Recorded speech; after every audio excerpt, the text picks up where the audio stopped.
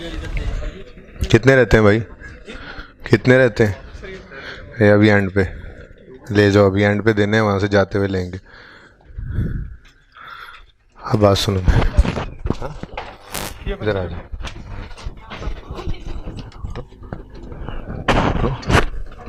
और मेरा नंबर तो है ना जी जी उस पर, किसी शॉप पे जाओगे ना जहाँ पे गैस लोड होता हो, उन्हें कहना इस नंबर पे वो जो 600 रुपये में पैकेज लगता है ना मंथली, वो लगा। ठीक, अभी कराओ, अभी करवाना है ये, ठीक है? ये 5 वाले। अच्छा जी, 12569।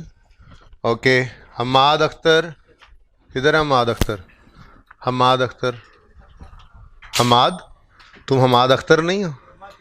अच्छा, तनवीर अहमद आप हो? ओके, अरसल, किधर है अरसल? अरसल किधर है अरसल? आज बताओ मुझे किधर है ये अरसल? छुट्टी पे है, सीरियस ही नहीं हो रहा ये, 1-2 नंबर कम होते हैं इसके।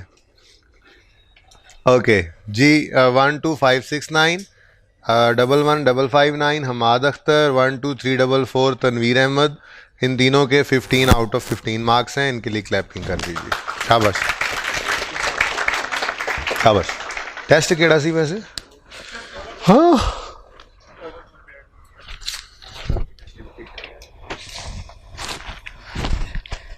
हमाद अख्तर नहीं है।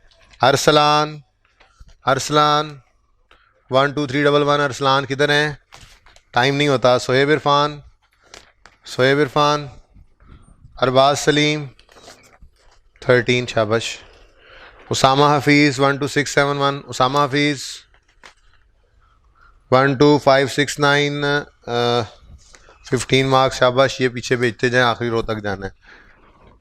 12565, 12565 9 मार्क्स, शाबाश, ये भी भेज दें। अरसल सईद, हसन फारूकी, उसामा इकबाल 13, शाबाश। अहमर खान 12, शाबाश बेटा। सैयद असद 9, ये शाबाश बगैर वाले हैं। ये भाई शाबाश बगैर वाले मुझे ना दिया कर, इतने पेपर्स क्यों हैं? हमाद सलीम 8 नंबर, सिर्फ 19 बच्चे पास थे, गुड। हसनैन 11446, अच्छा 8 नंबर। अच्छा, हो तो गया था ना घर पे सबका? घर पे सवाल तो हो गया था ना, डिस्कशन के बाद तो हो गया था ना? हसन ताहिर, कितने बच्चों ने आज का टेस्ट दे लिया?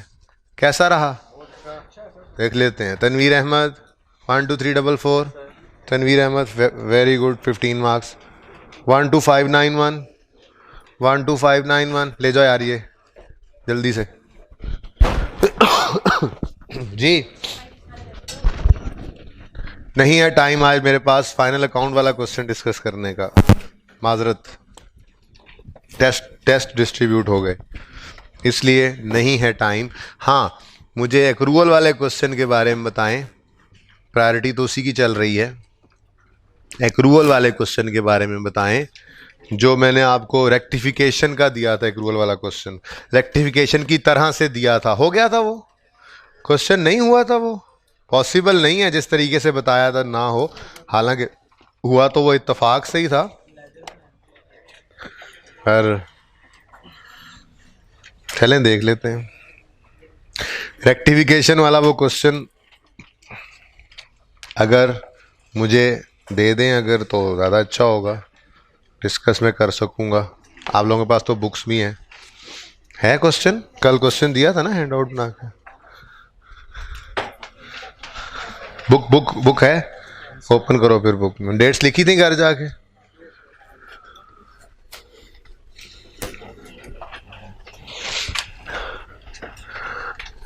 ओके, मैं आपसे ये बात कर रहा था कि आप ना अपने लेजर्स बनाइए, अपने लेजर्स बनाकर जो क्लोजिंग आए उसकी एंट्री कर दीजिए। देखें, एक्रूअल, प्री पेमेंट, एक्सपेंस के केस में यही एंट्री है, डायरेक्ट एंट्री भी करेंगे फाइनल अकाउंट्स में जाके। बहरहाल वो कहता है जी जामिल जो है वो अपने रिकॉर्ड्स मेंटेन कर रहा है कैश बेसिस पर, लेकिन हम जो है वो चाहते हैं कि आप इनको ले आओ एक्रूअल बेसिस पे। तो उसके लिए मैंने आपको कहा था आप ट्रांजैक्शन 1 आप अपने लेजर्स बना लें। कितने बच्चों ने ये लेजर्स बनाए थे और जिस तरह से एंट्री सिखाई थी वैसे ही एंट्रीज की और सब हो गई, सब हो गई। इसका मतलब होमवर्क किया नहीं गया। कितने बच्चों ने ये क्वेश्चन अटेम्प्ट ही नहीं किया? अटेम्प्ट किया था, अटेम्प्ट किया था, अटेम्प्ट ही नहीं किया। क्यों जी, क्यों नहीं किया जी अटेम्प्ट? जी किस टेस्ट की प्रिपरेशन? ये टेस्ट अकाउंटिंग का नहीं था, तो फिर क्यों नहीं किया जी आपने? क्वेश्चन क्यों नहीं किया? टेस्ट प्रिपरेशन का मतलब ये कतन नहीं होता कि हम अपना काम छोड़ दें रोज का। और जी और क्यों?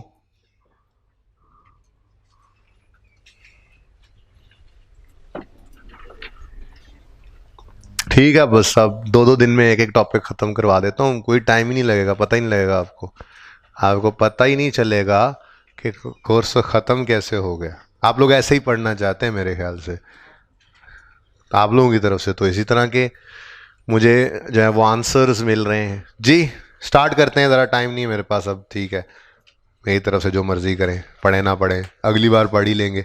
ऑफिस रेंट लेजर बनाएं।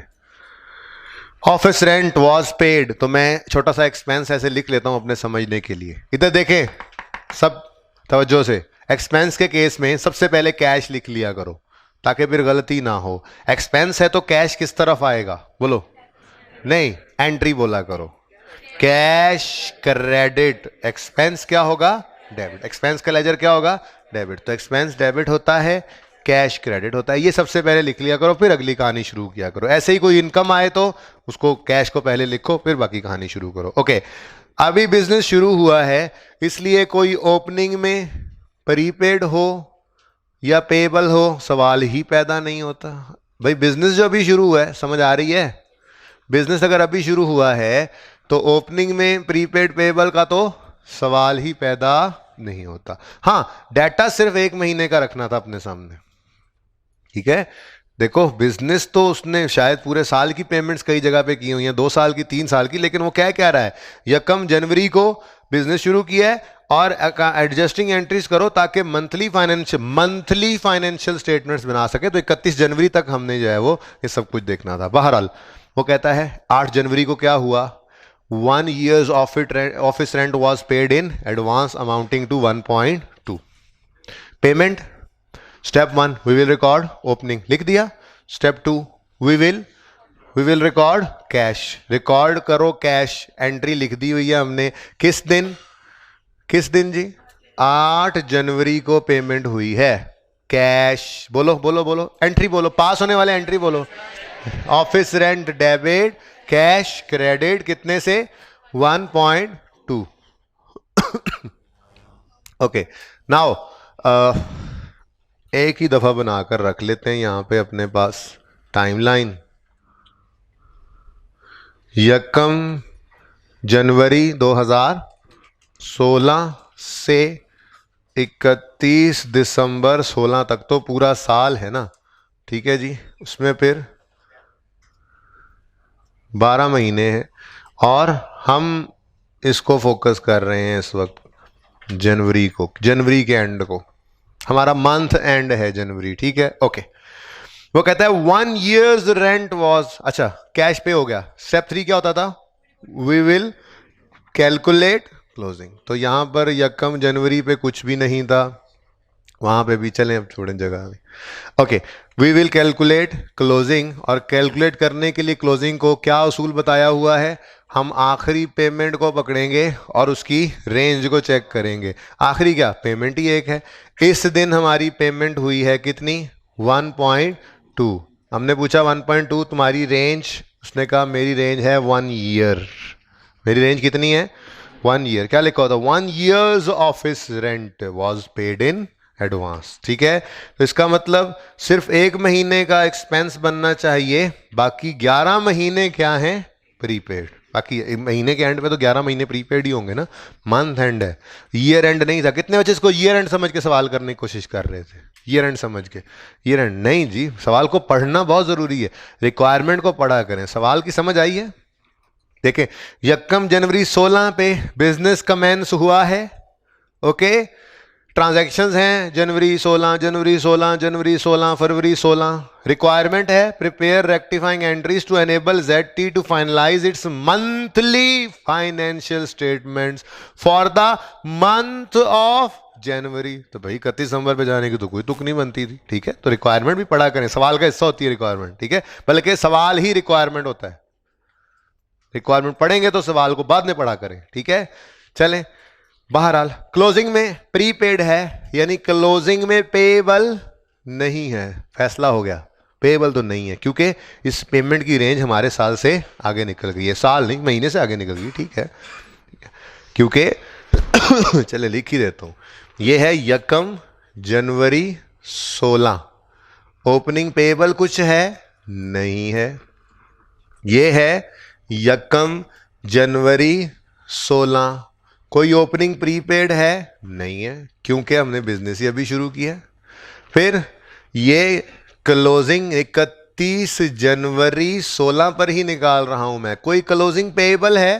भाई कैसे हो सकता है क्लोजिंग डेट पे पेएबल, जब हमने अगले पूरे साल का किराया यकम जनवरी को पे कर दिया है, तो फिर अगला तो पूरा ये फरवरी मार्च अप्रैल, ये जनवरी पेएबल क्या, जनवरी कहाँ से पेएबल आ गया, ये तो फरवरी मार्च भी हम पे कर चुके हैं, दिसंबर तक पे कर चुके हैं।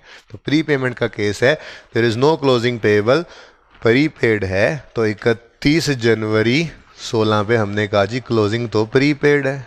अच्छा जी, अब कितना है प्रीपेड, तो उसके लिए आपको वर्किंग जो मैं सिखाया करता था कि दिया हुआ है सवाल में आपको मंथली, छोड़ो इसको, आप अपना तरीका याद रखो, तो वो तरीका आज काम आया। 1 year's रेंट अमाउंटिंग टू 1.2 का मतलब 1.2 12 महीनों का रेंट है, डिवाइडेड बाय 12 पर मंथ आ जाएगा। अब मुझे बताओ प्रीपेड निकाल रहे हो या एक्सपेंस निकाल रहे हो? तो यहां पर आप खड़े हो, ये यहां पे खड़े होकर एक महीना तो सर्विसेज यूज कर चुके, प्रीपेमेंट कितनी है, फिर प्रीपेमेंट कितनी है बोलो जी, into 11, 1.1। Step 4, balancing figure will be taken to profit and loss account. तो कितनी है बैलेंसिंग फिगर? 0.1। ये सब कुछ आपको सिखाया हुआ है। चल अब मुझे ये बताएं, ये क्लोजिंग प्रीपेड जो लिखा हुआ है 1.1, इसकी एंट्री आपको करनी आती है? जैसे डिस्पोजल के अकाउंट में हम एंट्री किया करते थे, मैं कह रहा हूं कि ये है हमारी प्री पेमेंट की एंट्री। ये एंट्री होती है, मैंने बताया नहीं था आपको कि एंट्री समझाऊं तो समझ ही कभी ना है, ये एंट्री होती है। क्लोजिंग में पेएबल निकला, यहां पर जैसे ही मैंने लिखा, दरअसल ये एंट्री है, rent expense debit, rent payable credit, ये एंट्री है, रेंट एक्सपेंस क्रेडिट, प्रीपेमेंट या प्रीपेड रेंट डेबिट। क्या कर रहे होते थे? एसेट बना रहे होते थे, ठीक है। तो ये क्या एंट्री हो रही है? रेंट एक्सपेंस का, ये रेंट का लेजर है ना, ये रेंट एक्सपेंस कह लो, रेंट एक्सपेंस का लेजर है ना, तो एक्सपेंस की क्रेडिट साइड है, तो रेंट एक्सपेंस हो रहा है क्रेडिट, और उसके अगेंस्ट यहां वजह लिखी होती है प्रीपेड रेंट क्या हो रहा है? डेबिट। तो ये एंट्री बनती थी आपकी, आपने यहां पर एंट्री लिखनी थी प्रीपेड रेंट या रेंट प्रीपेड या क्लोजिंग प्रीपेड लिखने में हर्ज नहीं। बहरहाल ये क्या चीज है? प्रीपेड रेंट है, प्रीपेड। तो प्रीपेड रेंट डेबिट ये कहां चला जाता होता है? बैलेंस शीट में बताया था, बैलेंस शीट में एसेट नजर आएगा, ठीक है। और इधर देखो, ऑफिस रेंट एक्सपेंस क्या हो रहा है? क्रेडिट। अच्छा, पता है ये हो क्या रहा होता है? ये वही कहानी है जो मैंने आपको कहा था, ट्रायल में पेड की फिगर पड़ी होती है। इधर देखो, ट्रायल है जैसे आपके सामने, डेबिट क्रेडिट, यहां पर नजर आ रहा है ऑफिस रेंट 1.2, ट्रायल बैलेंस है, एक्सट्रैक्ट 1.2। अब अगर आप इनकम स्टेटमेंट बनाते हुए ये जहां पर एक्सपेंसेस में रेंट एक्सपेंस लिखने लगो, 1.2 लिख दो, और यह हो for the month of January. तो क्या आप सही हो? 1.2 मिलियन का तो पूरे साल का एक्सपेंस आप एक महीने में शो कर रहे हो। तो इसी की तो एडजस्टमेंट सिखाई थी कि नहीं जी इसको इधर ले आओ, ठीक है जी, ये रेंट का लेजर बनाओ, ये 1.2 पेमेंट है, ओपनिंग कुछ है नहीं, वो सामने हुआ पड़ा है, ठीक है। क्लोजिंग में प्रीपेड निकला है। अभी तो देखो ये एडजस्टमेंट हुई है, तो बैलेंसिंग सिर्फ 0.1 प्रॉफिट एंड लॉस में। तो यहां पर एक्सपेंस नजर आएगा 0.1 और ये 1.1 यहां पर बैलेंस शीट में चलकर करंट एसेट्स में ये एसेट नजर आएगा। मैंने आपको एक्सट्रैक्ट्स बनाने सिखाए थे। प्रीपेड रेंट एक एसेट है, 1.1 नजर आएगा। तो यही तो एंट्री हुई पड़ी है, यही एंट्री हुई है। प्रीपेड रेंट डेबिट एक एसेट बढ़ गया नजर आ रहा है, ठीक है। और रेंट एक्सपेंस क्रेडिट, यहां पर अगर आपने यूं लिखा होता ना कि ट्रायल में ये 1.2 पड़ा है, तो मैं यहां पे एंट्री आपको अब करके दिखाता हूं। यहां कुछ नहीं था, ये ट्रायल में हुआ पड़ा है। ट्रायल में उसने क्या कर रखा है? Rent expense debit. समझो, हमने कहा अस्तगफिरुल्लाह, ये क्या 1.2 एक्सपेंस है? नहीं, इसमें से तो 1.1 एसेट है। अब जब इसको एसेट है कहा तो हमने एंट्री पास की 1.1 से प्रीपेड रेंट डेबिट हो गया, डेबिट एसेट बढ़ गया। जब एसेट बनाया तो एक्सपेंस तो नहीं ना बनाया, तो 1.1 एक्सपेंस में से क्रेडिट कर दिया है, ये 0.1 नजर आ रहा है। यही एंट्री लिखी है मैंने आपके सामने। तो अब एंट्री नजर आई है, तो प्री पेमेंट की एंट्री है। एक्रूअल से ज्यादा अच्छी समझ आती है। एक्रूअल कोई अभी आ जाता है तो देख लेता हूं, वरना खुद बता दूंगा। एक्रूअल की एंट्री क्या होती है? Expense debit payable credit. Trial वाला एक्सपेंस कम पड़ा होता है, कुछ उसमें ऐड करते हैं, बाकी लायबिलिटी बनाते हैं, अभी देख लेंगे। फिलहाल ये समझ आई है। तो मैंने आपको कहा था कि आप ये वाला लेजर अपना बनाना, और ये क्लोजिंग जो है ना, क्लोजिंग जो आपने कैलकुलेट किया, ये जब यहाँ पे लिख लोगे ना, इसको एंट्री में कन्वर्ट कर लेना। ये आपकी रिक्वायरमेंट है सवाल की, ठीक है।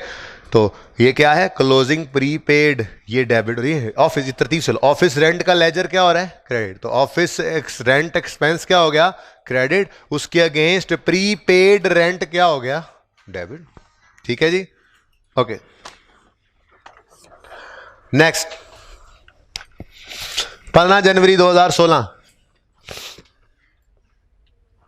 15 जनवरी 2016 में advance payment of 20 million was made against a purchase order. 60% of the ordered goods were received in January. ऐसा ही लेजर बना लेते हैं, जरूरत तो शायद इसकी नहीं थी, बड़ा आसान होता है इसके बगैर भी। बहरहाल एडवांस हमने दिया है, बोलो, एडवांस हमने दिया है, हमें चीजें रिसीव होंगी। तो ये जो एडवांस हमने दिया है, ये हम पे लायबिलिटी हुई। लायबिलिटी, लायबिलिटी क्या है? क्यों asset? Right to receive goods in future. आज पैसे दे दिए हैं, कुछ अरसे बाद हमें चीजें आएंगी, फिर हम पैसे नहीं देंगे, हम सिर्फ इसी एसेट को क्रेडिट करके चीजों को डेबिट कर लेंगे, परचेज डेबिट। बात समझ रहे हो? तो बहरहाल नाम इसका है एडवांस टू सप्लायर। कह लूं एडवांस टू सप्लायर, और ये एक एसेट है। क्यों एसेट है? Right to receive goods in future. ठीक हो गया? ओके, नाउ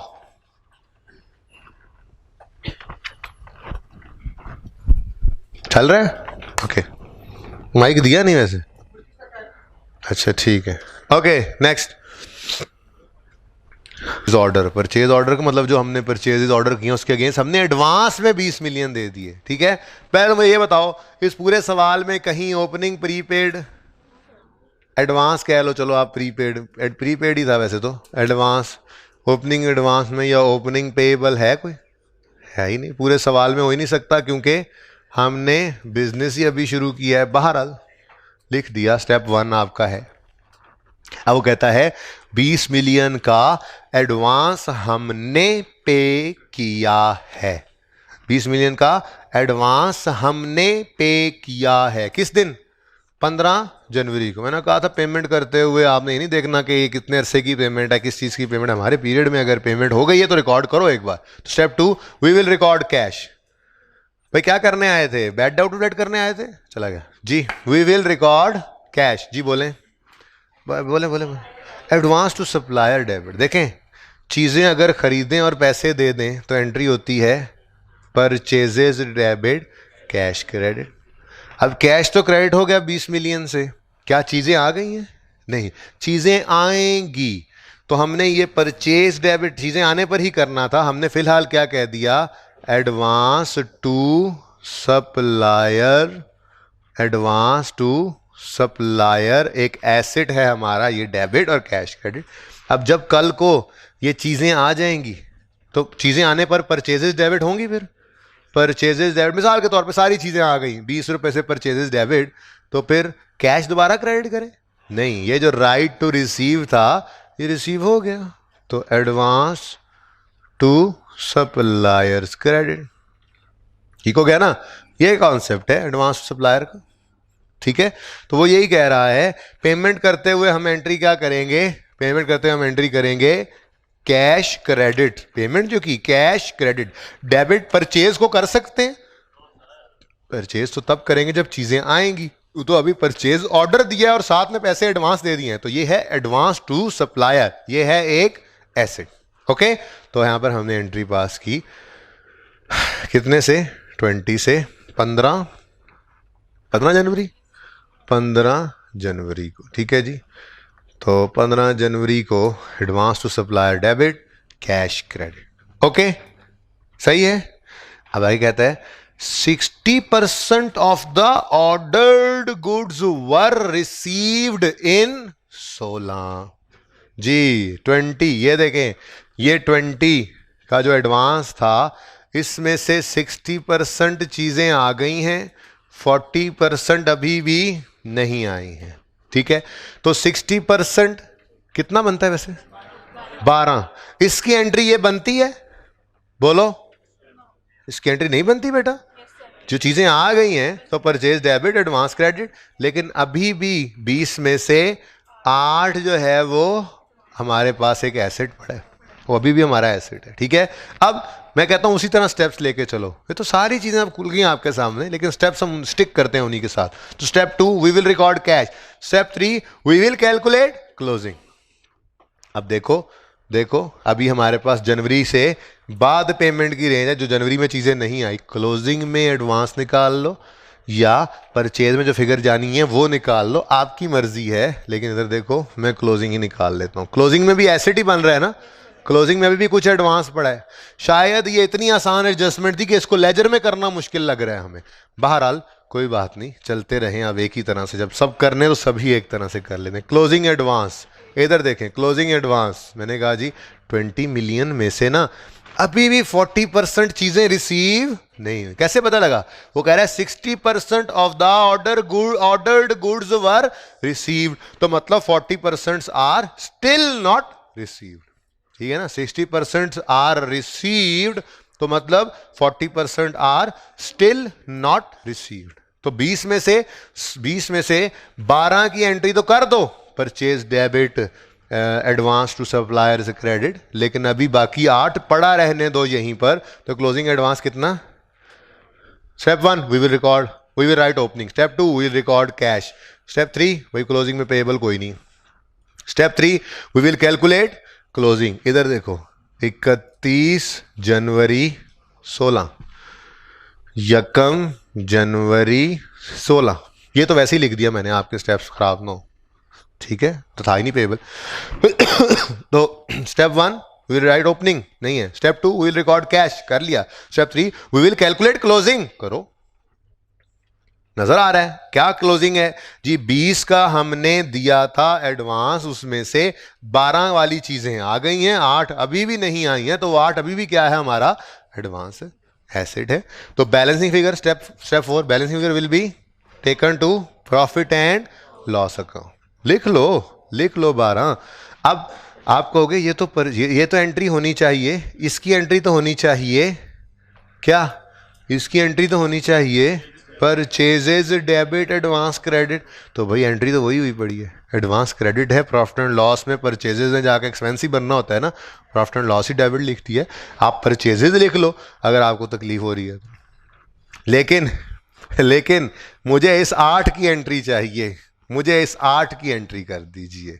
बोले बोले एडवांस टू सप्लायर का अकाउंट क्या हो गया? क्रेडिट। क्यों? एडवांस टू सप्लायर एसेट जो है वो क्रेडिट नहीं हुआ। अच्छा, यानी कि हमने यहां पर ये एसेट का अकाउंट ही नहीं बनाया।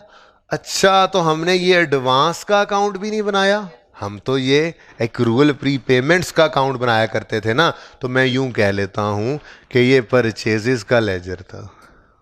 ठीक है, ये परचेजेस का लेजर था। परचेज भी तो एक एक्सपेंस ही होता है, बोलो। परचेज भी तो एक एक्सपेंस ही होता है।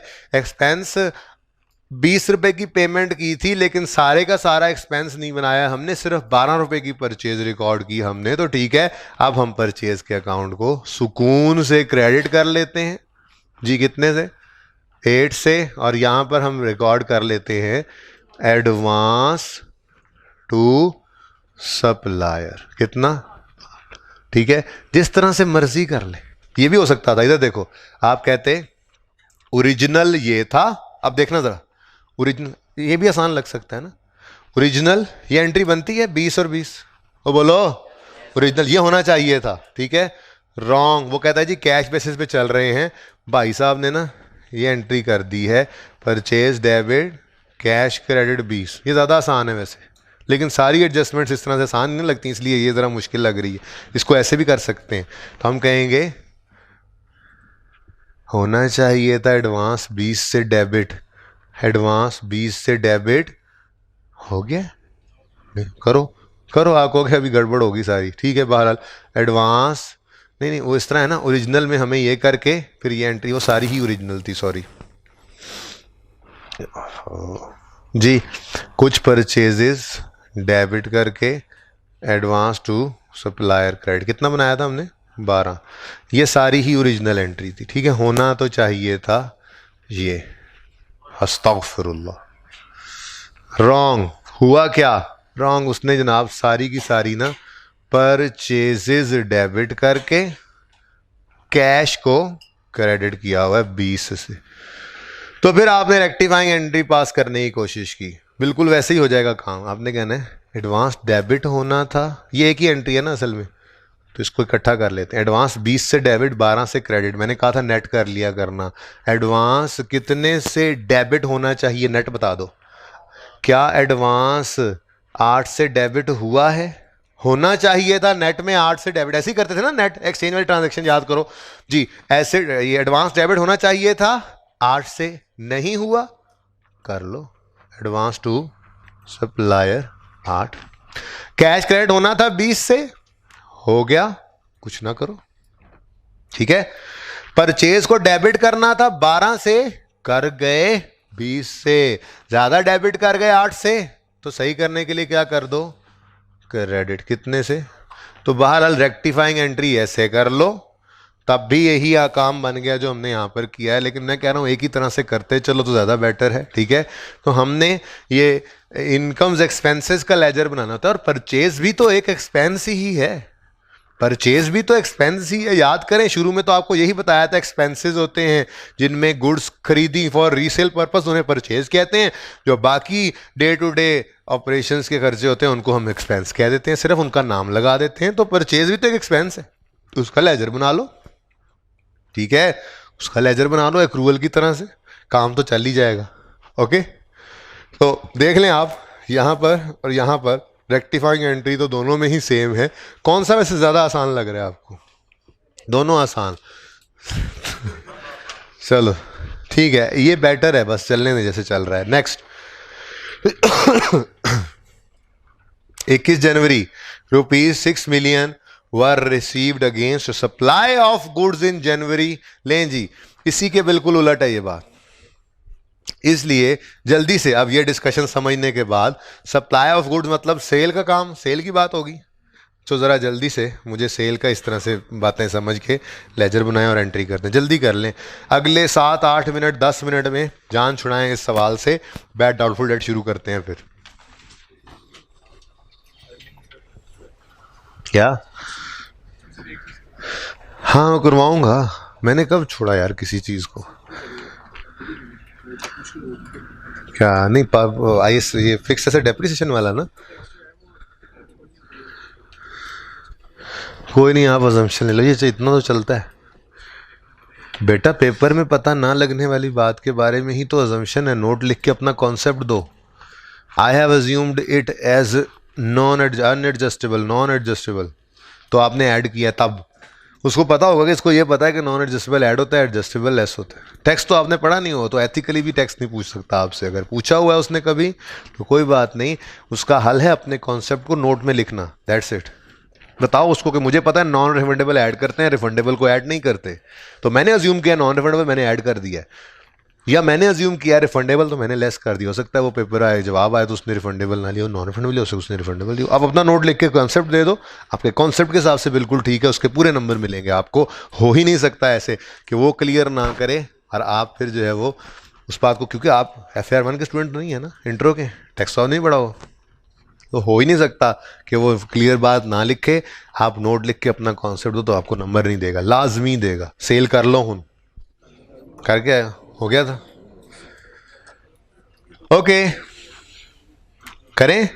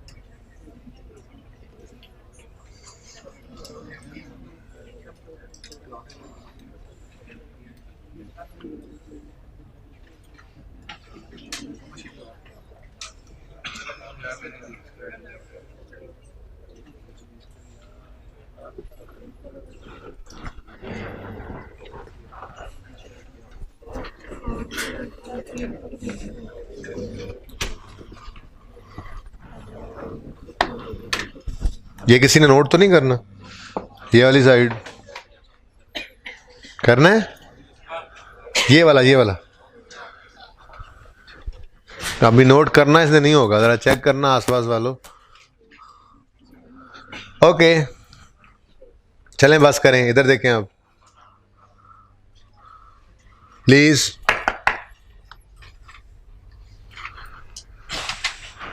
Cell rupees 5 million were received against supply of goods in January 16।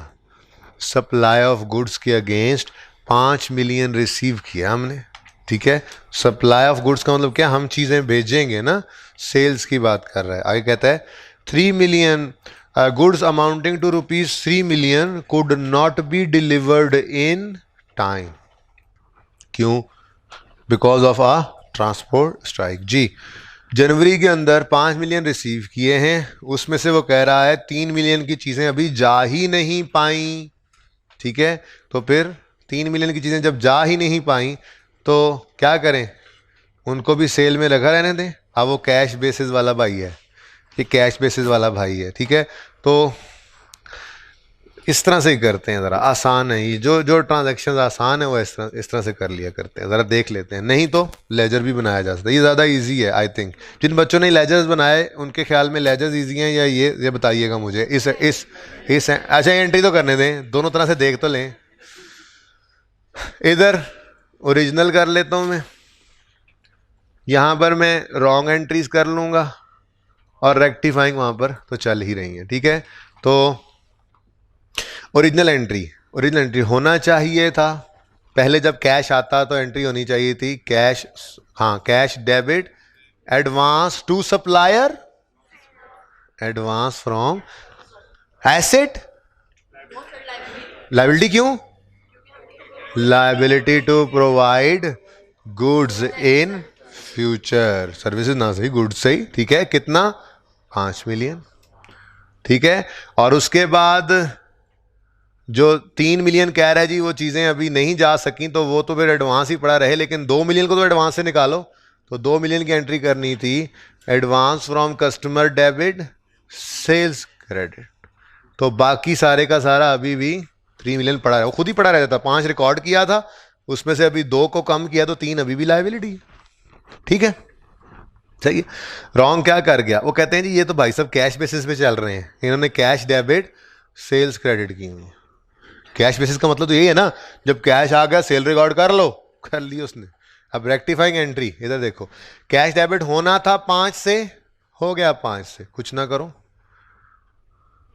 Advance credit होना था और डेबिट होना था, नेट कर लो। एडवांस क्रेडिट होना था 3 से, एडवांस क्रेडिट नहीं हुआ 3 से, तो एडवांस क्रेडिट कर लो 3 से, advance from customer.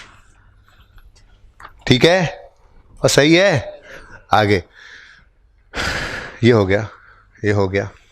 Cell credit हो गया है, होना चाहिए था 2 से, सेल्स क्रेडिट हो गया है 5 से, ज्यादा क्रेडिट हो गया है। सही करने के लिए क्या कर दो, डेबिट, तो सेल्स को डेबिट कर दो 3 से। क्या ख्याल है, समझ आती है? इसको चेक भी कर लेते हैं। अगर सेल्स का लेजर हम ऐसे ही बना रहे होते ओपनिंग में, ये बेसिकली डेटर्स का होता है पर मैंने सेल्स लिख दिया, ठीक है। ब्रॉड डाउन, ओपनिंग में तो कुछ है नहीं, उसने कैश रिसीव किया है तो उसने एंट्री पास की है कैश डेबिट और इनकम का अकाउंट क्रेडिट। स्टेप 2। स्टेप 3 हम क्लोजिंग कैलकुलेट करेंगे। अब बताओ 5 में से 3 अभी भी हम पे लायबिलिटी है या ख़त्म हो गई लायबिलिटी? लायबिलिटी क्लोजिंग लायबिलिटी ये कैरी डाउन, यहाँ पे हमने कहा बल्कि डायरेक्ट ही गिवन था क्लोजिंग लायबिलिटी, क्लोजिंग लायबिलिटी या closing unearned, closing advance. Income है ना, इनकम है एडवांस के अंदर, क्लोजिंग में अगर एडवांस है तो क्या है, लायबिलिटी है हम पे। ठीक है, क्लोजिंग लायबिलिटी है, क्लोजिंग में तुम एडवांस कह लो, इसको डेफर्ड कह लो, जो भी है। ठीक है जी, अनअर्न्ड कह लो भाई, बस ठीक है, हो गया। अब जी क्लोजिंग अनअर्न्ड कितना है, कह रहे हैं अभी भी 3 मिलियन की चीज़ें स्ट्राइक की वजह से हम नहीं भेज सके, तो ये 3 मिलियन हम पे लायबिलिटी है, जब तक भेजेंगे नहीं हमारे पे बोझ है। ठीक है, अब बैलेंसिंग फिगर स्टेप 4, वो ले जाओ प्रॉफिट एंड लॉस अकाउंट में। जी बैलेंसिंग फिगर कितनी है, 2। अब ये क्या है, सेल्स। अब एंट्री देखो, सेल्स का लेजर हो गया डेबिट और प्रॉफिट एंड लॉस के अंदर नहीं, सॉरी, सेल्स का लेजर हो गया डेबिट और बैलेंस शीट के अंदर 3 की लायबिलिटी क्या हो गई। ठीक है ना, समझ रहे हो? अब हुआ क्या, अब ये एंट्री हमने डायरेक्ट भी की हुई थी, हम यहाँ से देख के भी कर सकते हैं। ये देखो, सेल्स को करो डेबिट और क्लोजिंग एडवांस को कर दो क्रेडिट, यानी एडवांस फ्रॉम कस्टमर को कर दो क्रेडिट। तो ये एंट्री तो ऐसे भी हो गई है, क्लोजिंग की बेसिकली एंट्री है। ठीक है, क्लोजिंग फिगर की एंट्री होती है। तो दोनों तरीके आपके सामने हैं। अब बताएं वो बच्चे जो घर से करके आए थे ये सवाल और सही हुआ था, लेजर बना के, हाथ खड़ा करें, हाथ खड़े रखिएगा। ये बेटर या लेजर?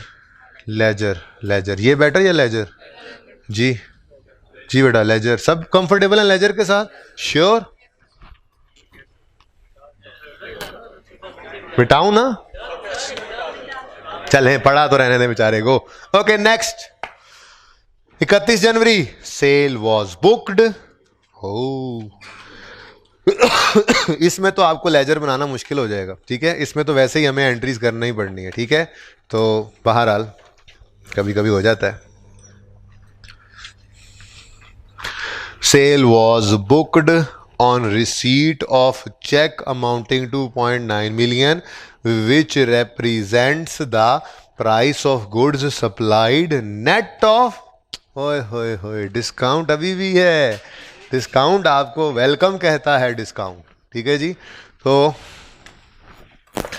डिस्काउंट की तो एडजस्टमेंट आते ही मैंने आपको एक ही बात समझाई हुई थी कि आप ग्रॉस लेस डिस्काउंट और नेट की फिगर्स निकाला करो। ठीक है, डिस्काउंट की परसेंटेज कितनी बताई उसने, 10% है, तो फिर नेट 90% होगा और ग्रॉस 100। कितने बच्चों ने फौरन डिस्काउंट आते ही ये काम किया था, डिस्काउंट आते ही ये काम किया था? चलें जज़ाकल्लाह। ओके, ये परसेंटेज है, उस्ताद की बात मान ली ना, उस्ताद खुशी हुई बस, और तो कुछ नहीं, सवाल आसानी से हो जाता। बहरहाल इधर देखें, 31 जनवरी कहता है sale was booked on receipt of cheque amounting to 0.9। Cheque है तो हमेशा क्या होता है, नेट है, यानी कि 0.9 मिलियन का चेक है। तो ज़रा मुझे ग्रॉस निकाल दो। 1 है, 1.0, तो ये हो गया 0.1। ठीक है। अच्छा, अब वो क्या कह रहा है, sale was booked on receipt of a check which represent the price of goods supplied net of 10%। यानी कि चीज़ें पहले गई थी, चीज़ें पहले गई थी, उनमें से उन चीज़ों की पेमेंट रिसीव हुई है और डिस्काउंट अलाउ किया था हमने, तो वो net of discount payment receive हुई है। अब मुझे बताओ, क्या चीज़ें भेजते वक्त एंट्री की जाती है या रिसीट के वक्त की जाती है? चीज़ें भेजते वक्त एंट्री कर ली जाती है। एक्रूवल बेसिस ऑफ अकाउंटिंग यही तो है। अगर हमने चीज़ें भेज दी हैं तो सेल्स को क्रेडिट कर लेते हैं, रेवेन्यू को क्रेडिट कर लेते हैं। अगर पैसे आ गए हैं तो कैश डेबिट, नहीं तो डेटर डेबिट। ये डिस्काउंट का कॉन्सेप्ट तो वहीं से आया था ना, कैश डिस्काउंट का, सेटलमेंट डिस्काउंट का। अच्छा चलें, ये तो चलें, बात भूल गई थी, याद आ गई, चलें खैर है, कोई बात नहीं, कि हमने हमारे लिए, याद होगा वो अल्फाज याद होंगे मेरे, हमारे लिए चीज़ों का आना जाना अहम है। हमारे लिए चीज़ों का आना जाना अहम है, कैश का आना जाना अहम नहीं है। इसलिए गुड्स तो हमने जब भेजनी है सेल रिकॉर्ड कर लेनी है। ठीक है। अच्छा, एक और सवाल मेरा, अगर कैश डिस्काउंट हो तो क्या उससे सेल की फिगर हिला करती है? मुझे नहीं पता कि ये एंट्री कब हुई होगी, लेकिन मैं आपको वैसे ही कह रहा हूं, यहाँ तो रेक्टिफाइंग एंट्रीज करनी है, मैं यहाँ पे ले आता हूँ इसको। पता नहीं कब हुई होंगी एंट्रीज, लेकिन मैं ये कहना चाह रहा हूं कि पहली एंट्री होनी थी आपकी डेटर डेबिट सेल्स क्रेडिट 1 से। ठीक है। फिर जब पेमेंट रिसीव होती है तो उसकी एंट्री हमें पता है, अगर हमने डिस्काउंट दे दिया है तो हम उसकी क्या एंट्री किया करते हैं, बताएं? हम जब डिस्काउंट दे देते हैं तो हम उसकी एंट्री करते हैं डिस्काउंट, चलो डिस्काउंट अलाउड बाद में कर लेते हैं। बैंक या कैश, बैंक में चेक आया, बैंक डेबिट कितने से, 0.9 से। जबकि डेटर को कहा तुम्हें डिस्काउंट दिया तो उसको तो पूरे 1 से क्रेडिट करते थे, और हम कहते थे 1 लेने थे, 0.9 लिए तो कम रिसीव हुए, तो क्या हो गया, नुकसान। इस नुकसान को हमने क्या कहा था, डिस्काउंट अलाउड नुकसान, डिस्काउंट अलाउड एक्सपेंस। याद आ रहा है? अब एंट्रीज तो होनी चाहिए थी ये। ठीक है। तो पहली बात, हम चीज़ों का जाना हमारे लिए अहम है, पैसों का आना अहम नहीं होता। तो हम सेल को रिकॉर्ड करने का या परचेज को रिकॉर्ड करने का डिसाइडिंग क्राइटेरिया हमेशा क्या रखेंगे, चीज़ों का जाना या आना। ठीक है ना। अच्छा, तो एक तो ये बात सही होगी। दूसरी बात, जब हमने सेल रिकॉर्ड कर ली 1 से और उसके बाद हमें डिस्काउंट अलाउड एक्सपेंस, एक एक्सपेंस पड़ा, तो क्या इस एक्सपेंस ने कहीं सेल की फिगर को कम किया? सेल की फिगर को कम नहीं किया, अलग से एक्सपेंसेस में नजर आया है। तो ओरिजिनल एंट्री तो ये बनती थी, ये ओरिजिनल एंट्री मैंने लिख दी इस वर्किंग के साथ, ओरिजिनल एंट्री। ठीक है। रॉन्ग क्या कर गए हैं मोहतरम कहते हैं जी, उसने रखा ही कैश बेसिस हुआ है। उसने कहा जी बैंक में पैसे आए हैं तो बैंक डेबिट सेल्स क्रेडिट 0.9 से। ये कितने बच्चों को ये बात समझ आ गई है? रेक्टिफाइंग एंट्री तो बाद में करते हैं। कितने बच्चों को ये सारी बात समझ आई है? ओरिजिनल एंट्री समझ आ गई, हाथ खड़ा करें। ओरिजिनल एंट्री नहीं समझ आई वो हाथ खड़ा करें। हाँ जी, ओरिजिनल एंट्री क्या है, पढ़ो। Sale was booked on receipt of a cheque amounting to 0.9। Sale उसने रिकॉर्ड की है चेक आने पर जो 0.9 का था। Which represent price of goods supplied, जो प्राइस ऑफ गुड को रिप्रेजेंट तो कर रहा है, लेकिन कितनी प्राइस को, नेट ऑफ 10% कैश डिस्काउंट। यानी कि ये 0.9 ये डिस्काउंट के बाद वाली फिगर है, 90% है, तो 100% क्या होगी? मैंने ये वर्किंग की जैसे किया करते थे हम डिस्काउंट की, यानी 0.9 का चेक आया है तो फिर असल में 1 रुपए की चीज़ें बेची थी उधार पे, आज 0.1 माफ कर दिए उसको, 0.9 रिसीव हो रहा है, ठीक है ना? यानी कि हमने, ये मिलियन में है फिगर, चले 10 लाख की चीज़ें बेची थी, 9 लाख हमें रिसीव हो गया, 1 लाख हमने उसको डिस्काउंट अलाउ किया, ठीक है ना? ऐसे लाखों में ज़रा अच्छी लग रही बात। अब मैंने आपको कहा कि असल में क्या अकाउंटिंग हमने सीखी हुई है, जब चीज़ें भेजनी चाहिए थी उसी दिन ये रिकॉर्ड करना चाहिए था, डेटर डेबिट सेल क्रेडिट, ठीक है? लेकिन अच्छा, और उसके बाद जब पेमेंट उसने करनी थी तो उसने कम पैसे दिए तो बैंक डेबिट, डेटर क्रेडिट, और बैलेंसिंग फिगर कहाँ जानी थी? डिस्काउंट अलाउड एक्सपेंस में। तो ये ओरिजिनल एंट्री ये होनी चाहिए थी। किसी को इस पर एतराज़ है? मैं तो ये कह रहा हूं ये होना चाहिए था, ये होना चाहिए था, ठीक है? तो ये होना चाहिए था। किसी को नहीं समझ आ रहा तो मैं फिर समझाता हूं, बता दें। एडजस्टमेंट एक बार दोबारा पढ़ें और सिर्फ ओरिजिनल एंट्री पढ़ें यहां से यहां तक, इस वर्किंग्स में। जल्दी जल्दी जल्दी जल्दी।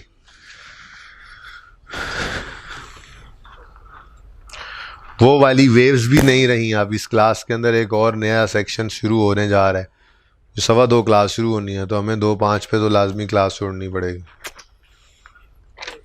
जल्दी करें, इसलिए आप लोग 35 मिनट में यहाँ पे होइएगा बस।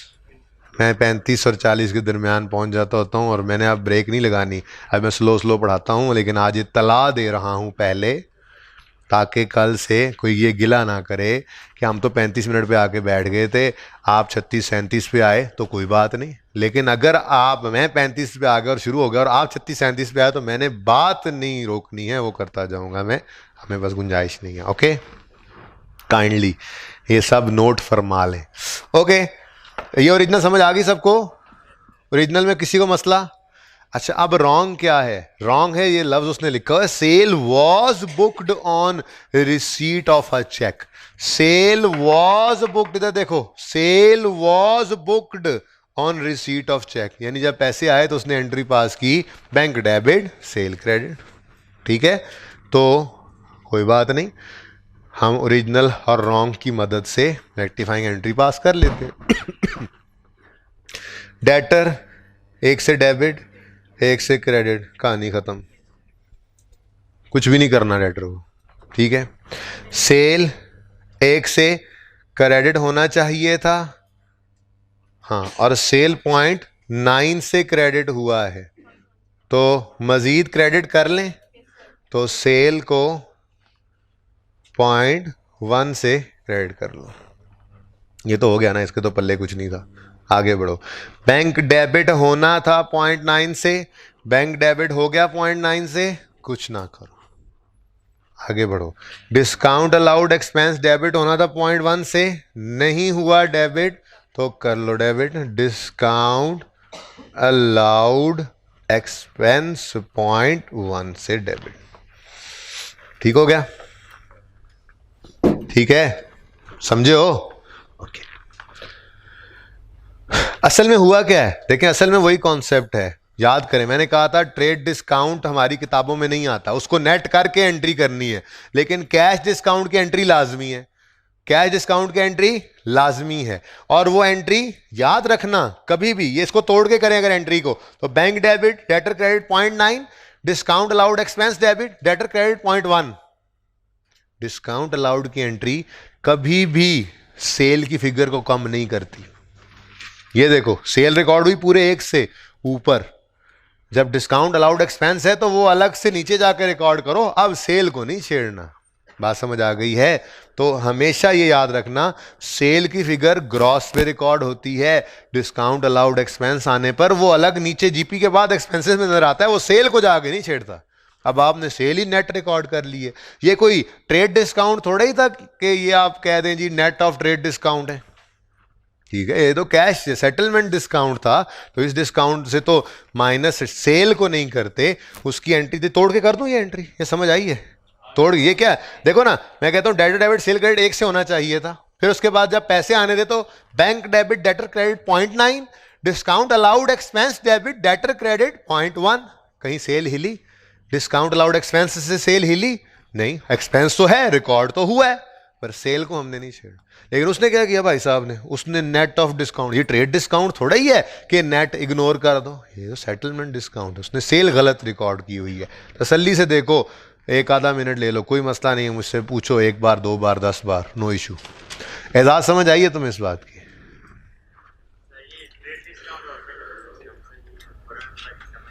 क्या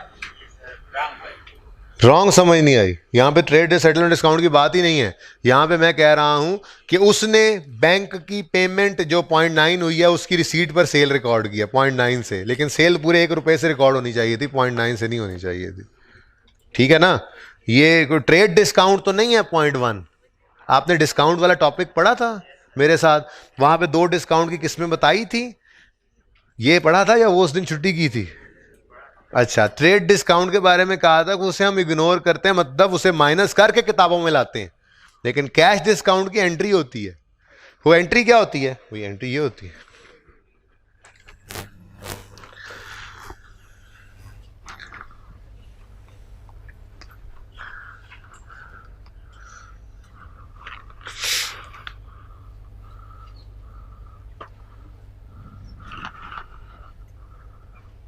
ठीक है, ये है सेटलमेंट डिस्काउंट, कैश डिस्काउंट की एंट्री, ये लाजमी है, लेकिन ये लाजमी एंट्री एक्सपेंस को तो बढ़ा रही है, सेल्स को नहीं छेड़ रही। देख लो, तो उसने क्या किया है, उसने 1 रुपए की सेल रिकॉर्ड करने की बजाय और 0.1 का अलग एक्सपेंस रिकॉर्ड करने की बजाय सेल ही 0.9 की रिकॉर्ड कर ली है, जो कि गलत है।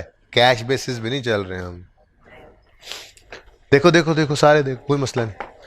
ये बहुत ही गंदा सवाल है, अपनी तर्ज का एक ही है, तो इस पर जितना टाइम लग जाए अच्छा, उतना दिमाग की गरारियां शरारियां खुल जाएंगी आइंदा के लिए। हाय अल्लाह, बैड डाउटफुल डेट आ भी जाए अब, थोड़ा सा नहीं ढेर सारा बताऊँ। मैं सोच तो ज़्यादा आया था, मुझे लगता था ये सवाल हो गया होगा आपसे, कोई बात जी। देखें इस एडजस्टमेंट को, पढ़ें, ओरिजिनल रॉन्ग रेक्टिफाइंग देखें, क्लियर है?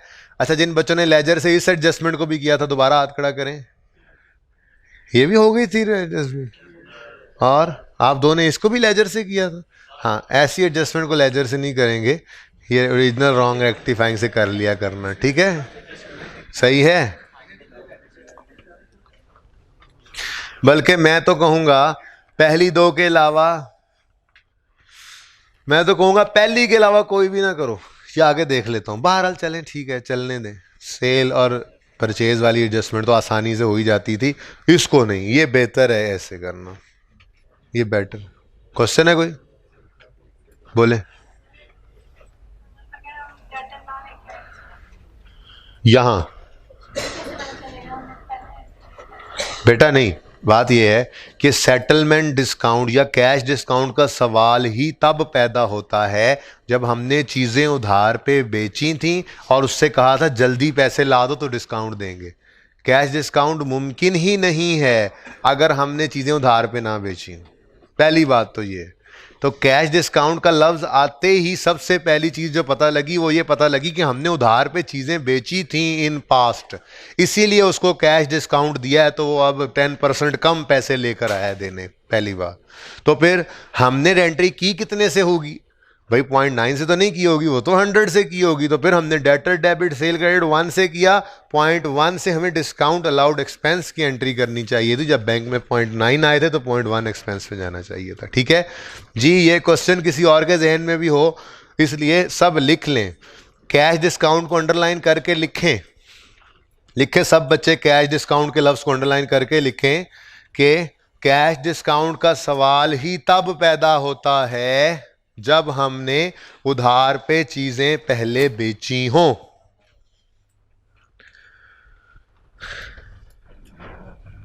कैश डिस्काउंट का सवाल ही तब पैदा होता है जब हमने चीजें पहले उधार पर बेची हों।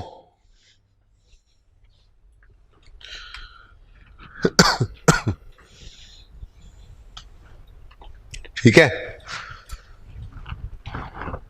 और सही है ना?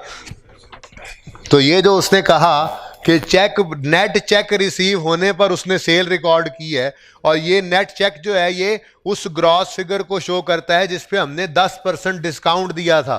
फौरन हमें पता लग गया कैश डिस्काउंट है तो पहले चीजें उधार पे बिकी थी, पक्का पता लग गया। ठीक है, अब हमने जाके वो एंट्री पास की, तो ये भी हमें याद था कि हमने ग्रॉस पे सेल रिकॉर्ड करनी होती है। ट्रेड डिस्काउंट इज डिफरेंट, ये कैश डिस्काउंट तो बाद की बात होती है, पहले हम ग्रॉस से सेल रिकॉर्ड करते हैं उधार पे। तो डेटर डेबिट सेल क्रेडिट बनता था 1 रुपए से होना, और फिर पेमेंट आने पर 0.9 से बैंक डेबिट डेटर क्रेडिट करना चाहिए था, लेकिन उसने क्या किया, 0.9 से ही direct bank debit sale credit कर दिया, क्योंकि वो तो कैश बेसिस पे चल रहा था। हमने कहा नहीं सॉरी, ऐसा नहीं मुमकिन, आप बराए मेहरबानी इस काम को करेंगे इस तरह से। ठीक है, क्लियर है? अभी भी किसी को क्वेश्चन है तो पूछ ले। चलें आगे। यकम फरवरी पेमेंट, ओ यकम फरवरी को तो छोड़ें, वो तो इग्नोर करें, छोड़ें, चलें बस, ये तो होने क्यों, ओ पढ़ लें ऐसे एहतियातन। चलो, payment of salaries and wages for the month of, अरे तो अपने जनवरी की बात कर रहा है कुछ, पर पेमेंट तो फरवरी में हो रही है क्या? सैलरीज एंड वेजेस जनवरी, भाई जनवरी के महीने की सैलरीज फरवरी में ही पे होती हैं, फरवरी की मार्च में, मार्च की अप्रैल में, ऐसे ही होता है। ठीक है, तो जनवरी के महीने की सैलरीज फरवरी में पे होना, हमें इस पे कोई एतराज नहीं है। मसला क्या है, उसने रिकॉर्डिंग की होगी यकम फरवरी को, उसने सैलरी डेबिट कैश क्रेडिट किया होगा, लेकिन हमें क्या तकलीफ हुआ करती है, हम कहते हैं जनवरी का महीना, जनवरी का एक्सपेंस जनवरी में रिकॉर्ड करो, जनवरी में करो salaries and wages expense debit, क्योंकि सर्विसेज एम्प्लॉय की यूज अप कर चुके हो, एम्प्लॉय को खा चुके हो इतना आप। ठीक है, तो सर्विसेज ऑफ एम्प्लॉय जो आपने यूज करी हैं जनवरी में, तो उनको जनवरी में रिकॉर्ड करो एक्सपेंस। पेमेंट कर दिया तो कैश क्रेडिट करो, पेमेंट नहीं की तो पेबल रिकॉर्ड कर लो। ठीक है, तो एक तो ये बात फौरन अंडरलाइन कर ली होगी आपने, जब salary and wages for the month of जनवरी लिखा हुआ आया होगा ना, आपने इसी को अंडरलाइन करके फौरन लिखा होगा, अलर्ट, लाल बत्ती जल गई होगी, salary and wages debit payable credit होगा। क्यों बोलो? क्योंकि जनवरी की सैलरीज हैं और पेमेंट डेट, ऊपर देखो ट्रांजैक्शन डेट किस दिन हो रही है, यकम फरवरी को। ठीक है, सैलरीज हैं जनवरी से रिलेटेड और ट्रांजैक्शन डेट क्या है, यकम फरवरी को। अब यकम फरवरी को, तो फरवरी के महीने में तो नहीं ना हम डालेंगे सैलरी, हम अकाउंट्स बना रहे हैं जनवरी के महीने के, तो इस सैलरी की अमाउंट को इधर आना चाहिए। ठीक है, तो एक तो ये पता लग गया, अब सारी एडजस्टमेंट भी पढ़ ही लेते हैं जी। क्या कह रहा है वो, कहता है payment of salaries and wages for the month of January amounted to 0.5, इधर देखो सैलरीज एंड वेजेस पॉइंट, बहुत ही गंदा सवाल, एंड पे करवाया करता हूं वैसे मैं, आप पे कॉन्फिडेंस था आपको पहले करवा दिया, ये मैं आखिरी क्लासेस में करवाया करता हूं जाकर। ठीक है, मैंने कहा सही है, बच्चे ठीक हैं, अच्छे बच्चे हैं, पढ़ रहे हैं, ठीक है, जो पिटाई होगी, जो समझ नहीं आएगी तो मेरे सामने ज़्यादा दिन रहें, ताकि बार बार पूछें, रोज़ाना पूछें, और बार बार प्रैक्टिस होते होते फाइनल अकाउंट तक होते होते ये चीज़ें वैसे ही पक्की हो जाए। मुश्किल सवाल है, वैसे मैंने कभी भी स्टार्ट भी नहीं करवाया, बहरहाल इसलिए टाइम भी लगा रहा हूँ जी।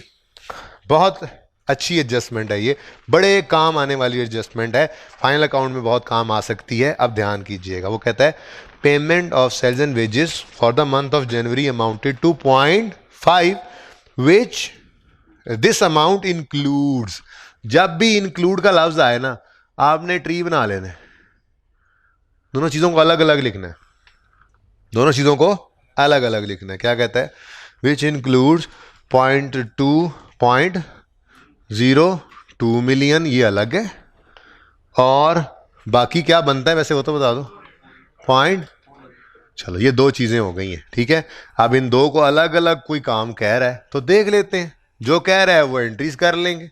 ठीक है, वो कहता है which includes 0.02 million paid to an employ, blah blah बला, छोड़ो 0.2 को बाद में देखते हैं, 0.48 तो सैलरीज है ना, 0.48 सैलरीज है कि नहीं है? ओके, एंट्री बोलो, salaries and wages expense debit 0.48 million से, और salaries and wages payable credit 0.48।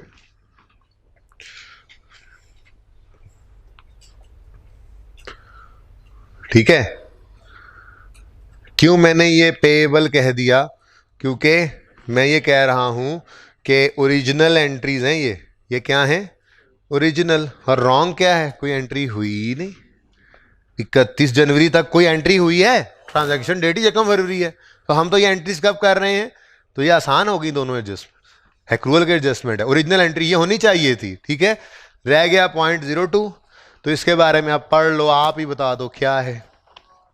क्या है 0.02 में? कहता है वो this is an advance to an employee. Advance 6 number देख के आपका दिल कर रहा होगा हाँ आई कैप ऐसे ही तो करता है। ठीक है, नो डाउट क्वेश्चन में नंबर कम थे, लेकिन खैर इसके बाद ऐसा सवाल भी उसने नहीं दिया। ठीक है, होगी गलती उससे भी अंदाज़ा नहीं हुआ होगा कि मैं क्या पूछ रहा हूँ, और 6 नंबर के लिए नहीं, कम अज़ कम 10 एक नंबर बनते थे इसके। बहरहाल करते रहे, खैर हमने तो कॉन्सेप्ट सीखना है, आइंदा के लिए ज़िंदगी में काम आने वाली चीज़ है जी। ये जो स्टार्ट में आके डांटता ढूंढता हूँ ना, सवाल नहीं किया, होमवर्क नहीं किया, हो जाना चाहिए था, उससे परेशान ना हुआ करें। ठीक है, ओके, हाँ ओके पॉइंट। लेकिन जो ट्राई करके आते हैं ये सिर्फ उनके लिए था कि ये मत क्यों नहीं हुआ आप लोगों से, जो करके ही नहीं आते होमवर्क तो वो तो मुजरिम ही है, बिल्कुल पक्के। Okay, this amount includes 0.02 million paid to an employ as advance salary for the month of February. हाँ जी, फेब्रुअरी के महीने की सैलरी एडवांस में जनवरी में पे कर दी। अगर हाँ एडवांस जनवरी में पे किया बोलो, तो फिर इसको कुछ कहने की जरूरत ही नहीं है। मजे की बात क्या है कि 1 फरवरी में हमने जाना नहीं है। 1 फरवरी में अगर यहां पर लिखा होता ना, यहां पर लिखा होता 31 जनवरी पे ये पेमेंट हुई है, तो फिर मैं कहता ओहो 0.5 पूरा ना लिख देना, यहां पर 0.02 की एंट्री करो, एडवांस टू स्टाफ हमारा एसेट है, कल को सर्विसेज मिलेंगी, डेबिट कैश क्रेडिट, और बाकी सैलरीज डेबिट कैश क्रेडिट। लेकिन यहाँ पे थोड़ा सा बारीक सा एक मामला था। क्या 1 जनवरी की, 31 जनवरी की बजाय 1 फरवरी को पेमेंट हुई थी, तो अल्हम्दुलिल्लाह इधर तो पेमेंट हुई नहीं। हमारे साल में हमें क्या तकलीफ है? हमें तो तकलीफ है इससे कि ये जनवरी के महीने की सैलरीज हैं, पेमेंट फरवरी में हो रही है, तो उस भाई साहब ने कोई नहीं रिकॉर्ड किया हो ना, हम रिकॉर्ड करेंगे। तो salaries and wages expense debit, salaries and wages payable credit. Original ये है, रॉन्ग क्या है? कुछ हुआ नहीं, तो रेक्टिफाइंग भी यही है। ठीक है, यहाँ पे ओरिजिनल रॉन्ग कुछ है नहीं, ओरिजिनल रॉन्ग कुछ है नहीं, और रेक्टिफाइंग यही हो गया। ठीक है,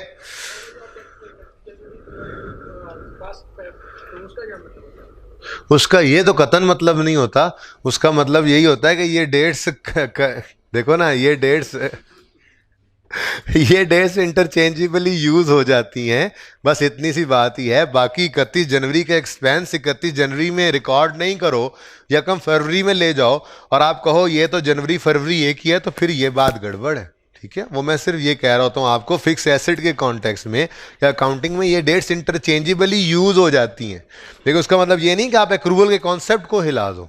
एक्रूवल का कॉन्सेप्ट डेप्रिसिएशन पे तो नहीं लगा रहे होते, वहां पर ये कहते हैं इस महीने की डेप्शन यहां तक ना करो, 30 तक नहीं करो, लेकिन 31 का मतलब यकम ही हो जाता है, तो पूरा महीना ले लो। वो सिर्फ डेप्रिसिएशन की बात कर रहे हैं, उसको जरा अप्लाई ना करो।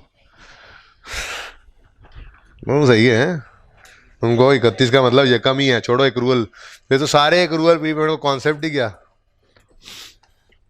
समझ आ रही है जी। किसी बच्चे को यहां तक कुछ समझ ना आई हो पूछ लें, प्लीज पूछ लें सवाल।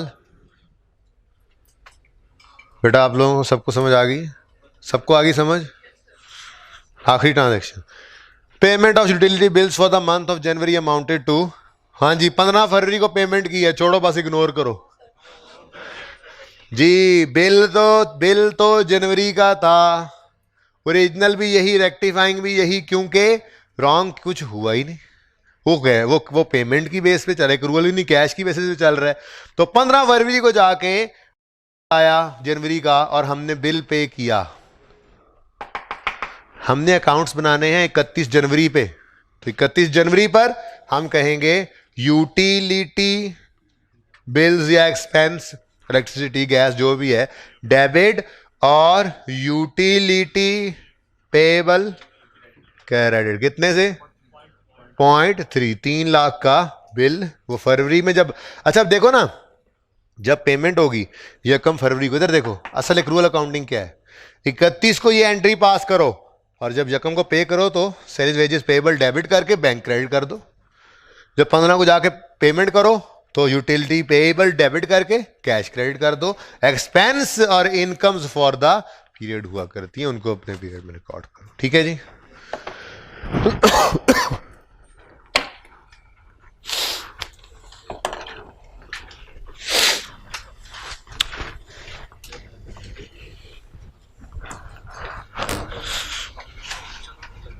हाँ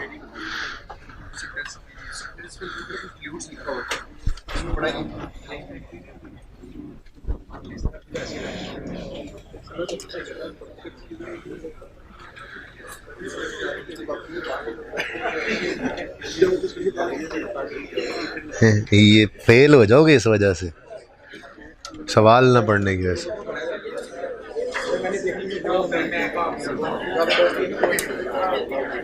नंबर अच्छा हो गया टेस्ट। पहले समझ नहीं आया। बड़ी मेहरबानी सर, आप जर्रा नवाजी आपकी हैं, आपने हकीर की बात को इतनी अहमियत दे दी। क्या ही ऐसे रहा, मुझे एक बार समझ नहीं, मैंने दूसरी पढ़ लिया, वैसे में कहाँ पढ़ता। अब पे एहसान है मेरा।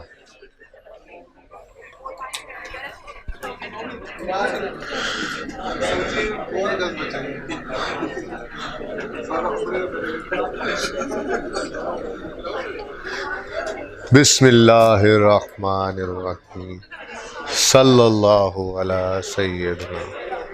नया टॉपिक शुरू कर रहे हैं, बिस्मिल्लाह पढ़ें।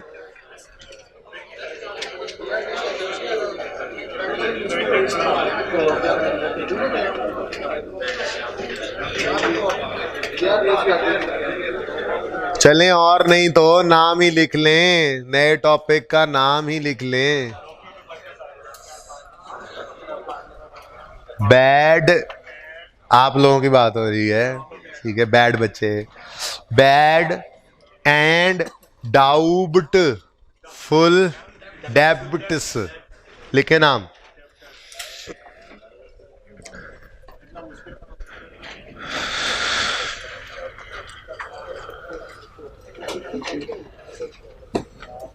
खून तो मेरा वैसे ही निकल आया, पता नहीं तुम्हें भी साथ ही माफ कर दूं।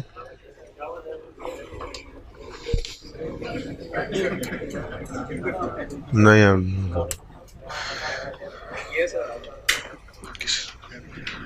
अच्छा जी, किधर गया चिश्ती? कल तुमने छुट्टी की थी चिश्ती? वही परसों। हाँ चिश्ती, तुम्हारे टेस्ट में नंबर अच्छे खासे आए हुए थे। ले लेना अपना टेस्ट यार, तुम्हारे तो 13-14 नंबर आ गए। सही सही खुद किया था बेटा टेस्ट, सच्ची बता दो। अच्छा जी सुने, नया टॉपिक शुरू करते हैं, थोड़ी सी डिस्कशन उस पर करते हैं जितनी हो सकी।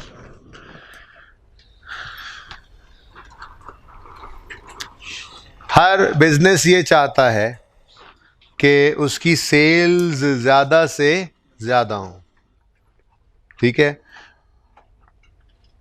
अब सेल्स को बढ़ाने के कई तरीकों में से एक तरीका ये भी है कि आप कस्टमर्स को उधार पे चीज़ें बेचें। अगर आपकी दुकान, आपकी गली के नुक्कर वाला जो जनरल स्टोर है, अगर वो आपका खाता खोल दे तो महीने के बाद आप पेमेंट करने लगें तो आप वहाँ से उसकी सेल बढ़ जाएगी, आप वहाँ से चीज़ें ख़रीदने लग जाएंगे, आपको सहूलत भी होगी और 15 के बाद तो वैसे ही जेब वो लाख वाले की और कख वाले की सबकी ही खाली होती है 15-20 तारीख से ऊपर जब जाते हैं। तो अगर कोई क्रेडिट अलाउ हो जाए तो आपकी कस्टमर बेस तो बाहर हाल बढ़ती है। तो ये तो एक छोटी सी एग्जांपल है आपके गली के कोने के जनरल स्टोर की। ओवरऑल भी बिजनेसेस के अंदर ये ट्रेंड होता है, अगर क्रेडिट अलाउ किया जाए कस्टमर्स को तो सेल्स बढ़ती हैं। ठीक है, अब क्रेडिट यानी उधार पे चीज़ें बेचने से सेल्स तो बढ़ती हैं, लेकिन वहीं पर उधार पे बेचने से एक रिस्क भी अराइज हो जाता है कि जिसको उधार पे चीज़ें बेची जा रही हैं वो पैसे दिए बगैर भाग जाए, वो पैसे देने से मुकर जाए, इनकारी हो जाए। ठीक है, तो देयर इज़ अ रिस्क। अब इस रिस्क को कवर करने के लिए कुछ स्टेप्स उठा लेती हैं ऑर्गेनाइजेशंस कहती हैं कि जी हमने सेल्स करनी है तो हम कोई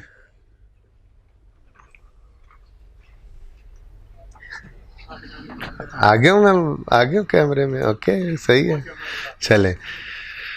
है, काश के आप मुझे देखा करें और इधर ओए वो वाला नहीं, ताकि मैं जब उठ के कहीं इधर उधर जाया करूं तो साथ हिदायतकारी मुझे ना करनी पड़ा करे। ठीक है ना जी। तो इनसे ना मोबाइल लेके आप मुझे दे दें भाई, तो ये साहब को मोबाइल जमा करवा दें अपना। मेरे स्टूडेंट्स का भी मैं जमा कर लेता तो आज आपका भी जमा होगा मोबाइल। ठीक है, मोबाइल ले लो, ले लो मोबाइल। ओके, अच्छा जी, क्या बात हो रही थी? हाँ, क्या बात हो रही थी, क्या ही बात हो रही थी। सुने सुने सुने सुने सुने सुने सुने सुने सुने बिजनेस सेल बढ़ाने के लिए क्रेडिट अलाउ करता है, और क्रेडिट अलाउ करता है तो फिर क्रेडिट रिस्क भी इन्वॉल्व हो जाता है। क्रेडिट रिस्क क्या है कि बंदा जिसको उधार पे चीजें बेची जाएं वो पैसे ना दे, तो रिस्क तो है। अब इस रिस्क को कवर करने के लिए बिजनेसेस कुछ एक्सरसाइज परफॉर्म करते हैं। मिसाल के तौर पे कस्टमर की क्रेडिट वर्दीनेस को जो है वो जज करते हैं कि जी बैक बेंचर तो नहीं है, ये शक्ल सूरत से जो शरीफ आदमी लगता है, ठीक है, या इस किस्म की कुछ बातें क्रेडिट आस पास वालों से, हम सायों से पूछ लिया कि ऐसे इसके कैसे हालात हैं, उधार पे चीज़ बेच रहे हैं, इसकी रेपो कैसी है, रेपोस्टिशन, ठीक है जी, तो इसकी रेपो कैसी है, ये कैसा बंदा है, पैसे लेता है, पैसे वापस करता है, वगैरह वगैरह। तो ये आम अल्फाज में ये एक देसी झटका तरीका आपको समझाया। अगर कोई यहाँ पे कोई मतलब जट आदमी भी बैठा हुआ है ना जो फसलें भी बेचता हो, तो वो भी किसी आड़ती को जब पैसे ये फसल बेचने लगे तो ऐसी बातें मुझसे भी पूछ रहे होते हैं, यार इनू दे रहे हैं फसल, पैसे देगा या नहीं देगा, टाइम तो देगा या जलील करेगा, बात समझ रहे हैं? तो ये तो एक आम सी एक एक्सरसाइज है कि क्रेडिट वर्दीनेस चेक की जाती है जब आप किसी को उधार चीज़ बेच रहे हो। तो अब ऑर्गेनाइजेशंस जो बड़ी होती हैं वो इसके लिए डिपार्टमेंट्स बना देती हैं। वो क्रेडिट वर्दीनेस चेक करने के लिए क्रेडिट कंट्रोल के डिपार्टमेंट्स बना लेते हैं वो, ठीक है, कि जो भी कस्टमर आएगा उधार लेने उसके ऊपर कुछ प्रोसीजर्स अपने होते हैं, वहाँ से वो रेटिंग अपनी कर लेते हैं कि हाँ जी इसको चीज़ उधार पे देनी है या नहीं देनी, ठीक है। अच्छा जी, क्रेडिट वर्दीनेस चेक कर ली, फिर भी शक होता है एक बंदे पे कि नहीं यार शक्लों ही लगता है कि पैसे लेके नस जाएगा, ठीक है। अब हो जाता है ऐसा, कभी कभी हो जाता है। तो ऐसी सूरत में क्या होता है, ऐसी सूरत में उस कस्टमर से कुछ चीज सिक्योरिटी के तौर पे रख ली जाती है। मिसाल के तौर पे हाजी साहब गए पेट्रोल पंप पे और पेट्रोल, उन्होंने कहा जी आज तो टैंकी फुल करानी है। उन्होंने कहा पता नहीं आजकल अब कितने की टैंकी, चलो 1000 रुपये के ना इन्होंने पेट्रोल डलवा दिया मोटरसाइकिल में कट्टा ही। अब जेब में आ डाला, शरीफ आदमी है वैसे तो, चूंकि जेब में आ डाला, पैसे तो थे ही नहीं। कहने लगा भाई वो मैं ना घर में पर्स भूल गया। अब नहीं, उसने कहा नहीं ऐसे तो नहीं, पेट्रोल डलवाया है तो पेट्रोल वापस निकाल दो। हैं, सुनो सुनो सुनो सुनो, फजूल बातें नहीं करो, सुनो, ये इंपॉर्टेंट बातें, आगे जाके 10-12 नंबर का सवाल होना है और ऐसी छोटी सी बात से हो जाना है, तो फिर आप वहाँ पे भी ऐसे ही हंसना, ठीक है। अभी हंसी है फिर हादसा होगा, जो नहीं जो निकल जाएगा सवाल में पर्चा देगा, पर्चे में सवाल देगा, ओ सवाल में पर्चा देख के चलें छोड़ें, वापस आए वापस आए। हाई साहब ने कहा भाई मैं एक नहायत शरीफ इंसान हूँ, ठीक है, और मैं सीए कर रहा हूँ, इससे ज़्यादा क्या मतलब मेरी शराफत का सर्टिफिकेट हो, तो पैसे नहीं है तो मेरे भाई मैं ना आपको कल ये 1000 रुपया दे दूंगा, एतमाद करो मुझ पे। तो उसने कहा कि हाँ भाई ठीक है, उसने जो कहा वो आप बता लो फिर। तो उसने कहा सुनो, उसने कहा कि अच्छा ठीक है, ये जो घड़ी पहनी हुई है ये जमा करा दो, हैं ये घड़ी जमा करा दो, तो जमा करो, ये घड़ी जमा करा दो। अब ये घड़ी आ गई आपकी मेरे पास अमानत, अब आप कल 1000 रुपया ला के दे देना, ये घड़ी मैं आपको वापस कर दूंगा। और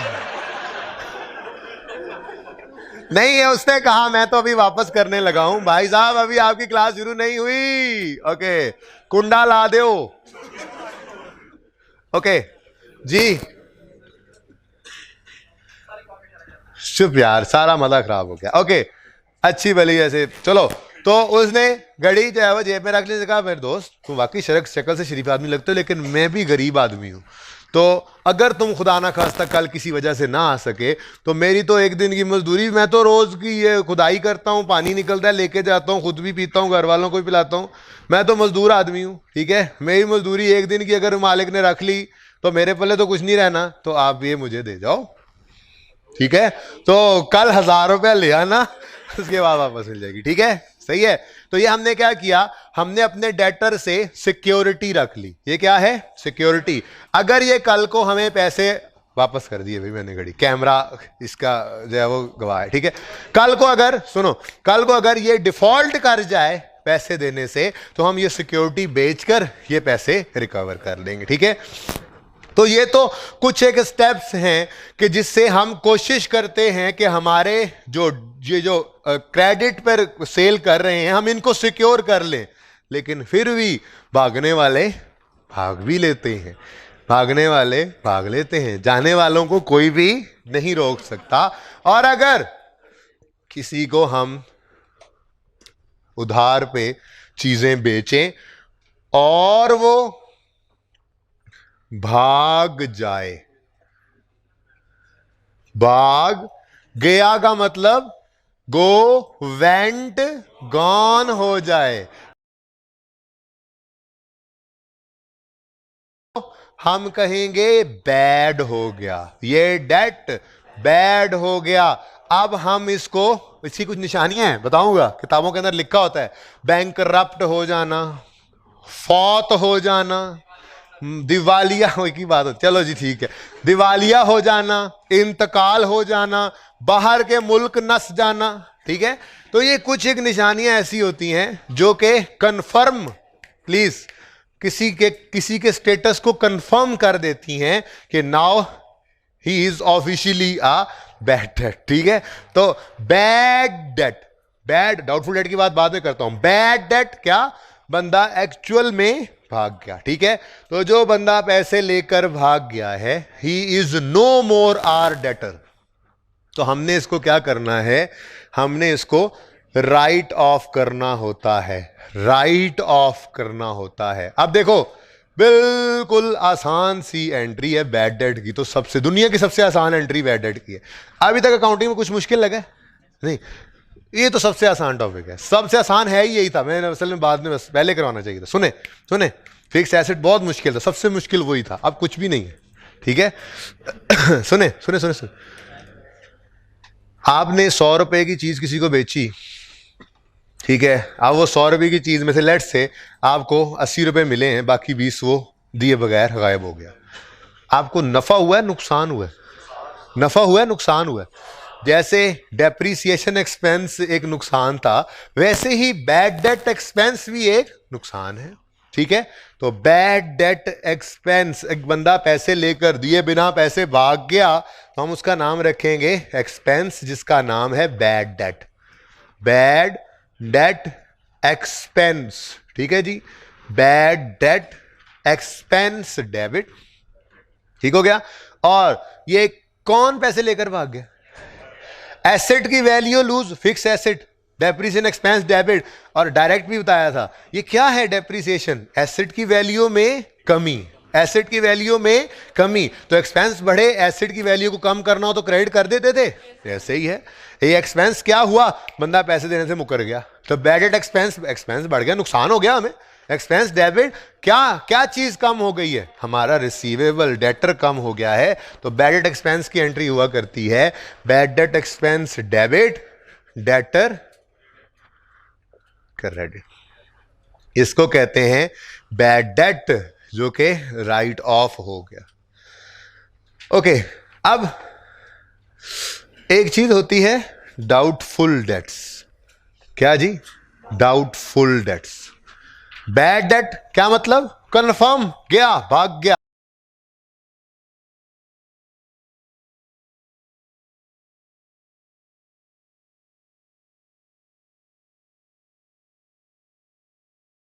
डाइड पेनीलेस, कुछ भी नहीं उसके पास है और वो मर भी गया, कैसे आप ऐसे हैं, या वो मुल्क ही छोड़ के भाग गया और अब वहां पे हम कैसे जाकर उसको पकड़ें, तो कुछ निशानियां होंगी। नॉर्मली तो सवाल के अंदर वो लव्स बैड डेट खुद ही यूज कर देता है, bad debt to be written off. आसान है ये बात। अब उससे भी आसान चीज क्या है, वो है डाउटफुल डेट। ठीक है, क्या डाउटफुल डेट भाग सकता है, बल्कि यूं कह लें भाग गए। कई कई कई डेटर्स हैं, उनमें से 2-3 भाग गए हैं और भाग सकते हैं, अभी भागे नहीं हैं, भाग सकते हैं। ठीक है, तो सुने, शक है बिल्कुल, एक एक्सपेक्टेड लॉस है। ठीक है, भाग गए, भाग गए, एक्चुअल लॉस है या नहीं है, भाग गए, एक्चुअल लॉस है या नहीं है, कर लो राइट ऑफ, यही तो मैं कह रहा था, कर दो। अब राइट ऑफ का मतलब क्या है, बस सब्र शुक्र करो, अपने डेटर्स को कम करो, अपने डेटर्स को कम करो, राइट ऑफ कर दो। ठीक है, ये एंट्री कर ली आपने। भाग सकते हैं, क्या ये एक्चुअली लॉस हो गए, एक्सपेक्टेड लॉस है। दुकान खोली, दुकान खोल के हमने सेल करनी शुरू कर दी, उधार पे भी। साथ वाले से पूछा, ये लोग पैसे दे देते हैं जो मोहल्ले वाले, ने कहा हाँ, कोई 100 रुपये जिसने देने हो, 5 रुपये तो नॉर्मली उससे नहीं मिला करते, 95 मिल जाते हैं, या 100 लोगों में से 5 जो हैं वो बेईमानी कर जाते हैं, बाकी 95 दे देते हैं।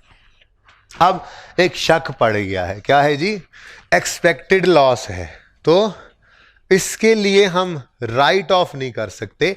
हम क्यों शक की बिना पर अपने डेटर्स को राइट ऑफ कर दें। अब आप लॉ भी पढ़ रहे हैं, हाँ, अपनी किताबों से ही अपना हक छोड़ दें, लॉ तो आप पढ़ रहे हैं ना। ठीक है, टाइम बार डेट होते भी पता नहीं कितने साल लग जाते हैं, टाइम बार डेट की बात कर रहा हूं, चेक की बात नहीं कर रहा, अब मैं डेट की बात कर रहा हूं। ठीक है, तो टाइम बार होते थे तो कितना टाइम लगता है, और हम बिल्कुल भी उसको उस मजबूती से पकड़े रखते हैं, उसको अपनी किताबों में शो करते हैं, कोर्ट में नहीं लेके जाना होता। ये देखें जी, ये हमारे उसने पैसे देने, और ऑडिट फाइनेंशियल स्टेटमेंट में भी नजर आ रहा, दे नहीं रहा पैसे, बात समझ रहे हो ना। तो हम क्यों ऐसे ही शक की बिना पर अपने डेटर्स को कम करें। लेकिन एक बात याद रखें, एक कॉन्सेप्ट है जिसका नाम है प्रूडेंस कॉन्सेप्ट। क्या नाम है जी, प्रूडेंस कॉन्सेप्ट। वो प्रूडेंस कॉन्सेप्ट क्या कहता है, वो प्रूडेंस कॉन्सेप्ट कहता है कि अक्लमंदी का तकाजा क्या है कि अगर आपको फ्यूचर में कोई लॉस होना है तो आप उस लॉस को आज ही रिकॉर्ड कर लो। फ्यूचर का लॉस है, फ्यूचर का एक्सपेंस है, तो उसको आप आज ही रिकॉर्ड करो, जबकि फ्यूचर का गेन उसको आज रिकॉर्ड ना करना, उसके लिए फ्यूचर का इंतजार करो। ठीक,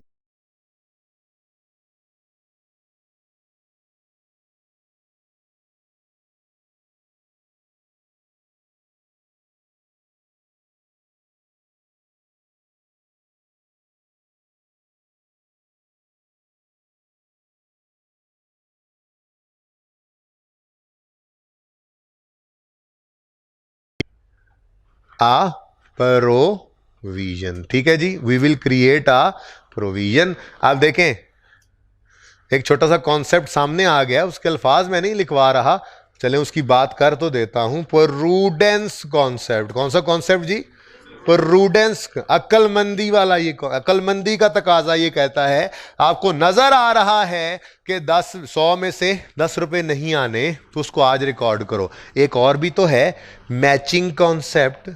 कौन सा जी? मैचिंग कॉन्सेप्ट भी तो है। मैचिंग कॉन्सेप्ट आप पढ़ के आए हैं, थोड़ा बहुत कहीं छेड़ता आया हूं। ये अभी मैचिंग कॉन्सेप्ट ही तो पढ़ रहे थे। एक्रूअल वाला कॉन्सेप्ट क्या है? जनवरी में एक्सपेंस इनकर हो गया है, रिकॉर्ड करो, चाहे कैश पे करो चाहे ना करो। मैचिंग कॉन्सेप्ट ही तो। हाँ, यहां से भी प्रूफ करता हूं। हमने चीजें आज बेची हैं उधार पे, 100 रुपए की चीजें आज बेची हैं, हमारे प्रॉफिट एंड लॉस में, सेल्स में आज 100 रुपए की सेल आ रही है। इसमें से 5 रुपए लोग लेकर भाग गए, उड़ गए, बैड डेट, और 10 लगता है भाग जाएंगे। अब भागेंगे तो फ्यूचर में, लेकिन इसकी रिलेटेड एक्सपेंस रेवेन्यू को हम कहां रिकॉर्ड कर चुके हैं? आज। और भाई समझो ना, 2012 में हम मौजूद हैं, हमने यहां पर सेल की है 100 रुपए की, हमें लगता है 5 रुपए लोग नहीं देंगे, और लगता है 5 तो लोग लेकर भाग गए और 10 भी नहीं मिलेंगे।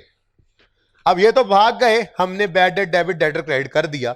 इस 10 के बारे में अगर वो कहता है भाग जाएंगे, तो क्या उस वक्त का इंतजार करें और 13 में या 14 में जब वो भागें तब जाकर इस एक्सपेंस को रिकॉर्ड करें? मैच ही नहीं हो रहा। बहुत इंपॉर्टेंट बात कर रहा हूं, इनकम और एक्सपेंस मैच ही नहीं कर रहा। Related income, related expense match ही नहीं कर रहा। बात समझ रहे हैं? रिलेटेड इनकम, ये लॉक किसने खोला है भाई? खुद ही बाहर से खोल लिया, ठीक है। रिलेटेड इनकम, रिलेटेड एक्सपेंस, आप लोगों को किसी ने पीछे मुड़ने का कहा? रिलेटेड इनकम और एक्सपेंस आपस में मैच नहीं कर रहा। बात समझ रहे हैं? ठीक है। तो ये प्रूडेंस कॉन्सेप्ट तो ये कहता है कि फ्यूचर के एंटिसिपेटेड गेन को, एक्सपेंस को आज रिकॉर्ड कर लो। अक्लमंदी का तकाजा ये है। मैचिंग कॉन्सेप्ट भी यही कहता है, ये भी अप्लाई, दोनों कॉन्सेप्ट लगते हैं। वो कहता है अगर सेल आपने 12 में रिकॉर्ड की है तो इससे रिलेटेड एक्सपेंस भी 12 में ही रिकॉर्ड करो, एस्टिमेट कर लो। प्रोविजन का मतलब क्या होता है? एस्टिमेट, अंदाजा लगा लो, एस्टिमेट कर लो, अंदाजा लगा लो, ठीक है। और सही है ना? तो बैड डेट की एंट्री तो ये होती है, ये मैंने आपको बता दी, ठीक है। प्रोविजन कैसे क्रिएट करते हैं